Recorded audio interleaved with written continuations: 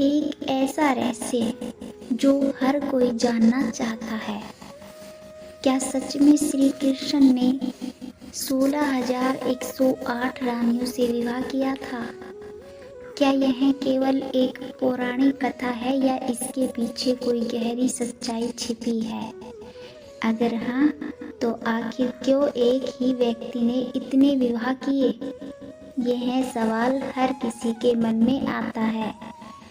कई लोग इसे चमत्कार मानते हैं तो कुछ इसे मिथक समझते हैं। लेकिन क्या आप जानते हैं कि इस विवाह के पीछे एक ऐसा कारण था जिसे जानकर आप श्री कृष्ण की महानता को और गहराई से समझ पाएंगे। आज हम इस रहस्य से पर्दा हटाएंगे और जानेंगे कि श्री कृष्ण ने 16,108 रानियों से विवाह क्यों किया और इसके पीछे छिपी वास्तविक सच्चाई क्या है। महाभारत और भागवत पुराण में एक कथा मिलती है। भौमासुर नरकासुर नाम का एक राक्षस था जो बड़ा ही अत्याचारी था। उसने 16,000 कन्याओं का अपहरण कर लिया था और उन्हें बंदी बना लिया था।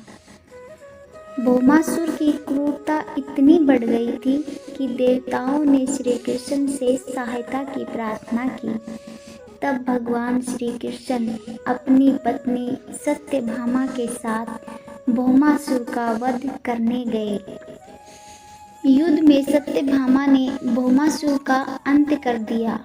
इसके बाद श्री कृष्ण ने उसके बंदी गृह में कैद 16,100 कन्याओं को मुक्त कराया। लेकिन अब एक समस्या थी। समाज का क्रूर नियम, इन कन्याओं को कौन अपनाएगा? उस समय की समाज व्यवस्था के अनुसार इन कन्याओं को स्वीकार करने वाला कोई नहीं था। लोग उन्हें भौमासुर की दासी समझकर अपवित्र मान रहे थे। अब सवाल था, यदि समाज इन्हें स्वीकार नहीं करेगा तो ये कहाँ जाएंगी? क्या ये अपना पूरा जीवन तिरस्कार और अपमान में बिताएंगी? यह सोचकर सभी कन्याएं श्री कृष्ण के चरणों में आकर बोली, हे प्रभु, अब हमें समाज स्वीकार नहीं करेगा। हमारा जीवन नष्ट हो गया है। हम कहाँ जाएं? कृपया हमें शरण दे। श्री कृष्ण ने देखा कि ये निर्दोष कन्याएं केवल समाज के अन्याय की शिकार बनी थी। उन्होंने समाज के इस क्रूर नियम को तोड़ने के लिए एक ऐतिहासिक निर्णय लिया। मैं तुम सभी को अपनी पत्नी के रूप में स्वीकार करता हूँ ताकि समाज तुम्हें सम्मान दे। यह केवल एक विवाह नहीं था, बल्कि यह उन सभी कन्याओं को एक नई पहचान और सम्मान दिलाने का निर्णय था।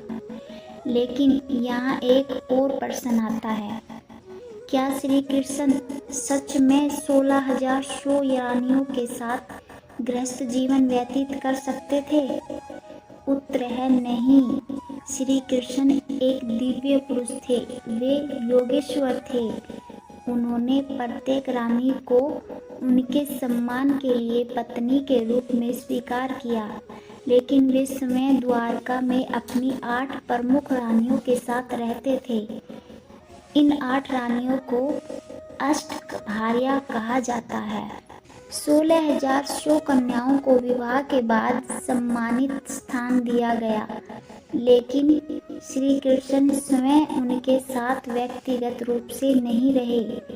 श्री कृष्ण ने यह विवाह समाज को दिखाने के लिए किया कि किसी भी स्त्री का सम्मान केवल उसकी पवित्रता से नहीं, बल्कि उसके आत्मसम्मान और चरित्र से होता है।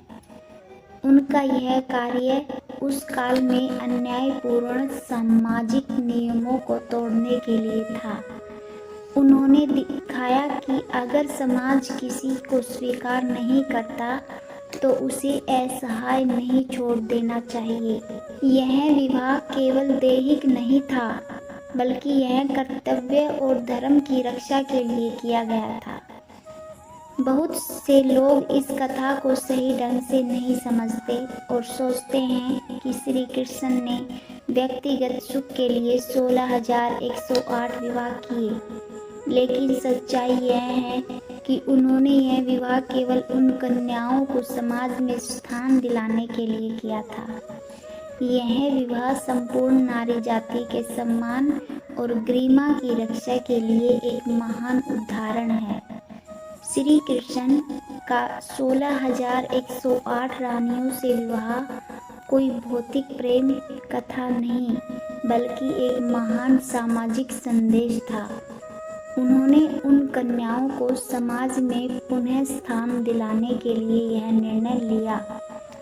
आज भी यह कथा हमें सिखाती है कि किसी भी स्त्री का सम्मान उसकी परिस्थितियों से नहीं, बल्कि उसके आत्मसम्मान से होना चाहिए। समाज के अन्यायपूर्ण नियमों को तोड़ने के लिए किसी को आगे आना होगा।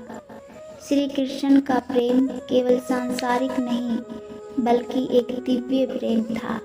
जय श्री कृष्ण।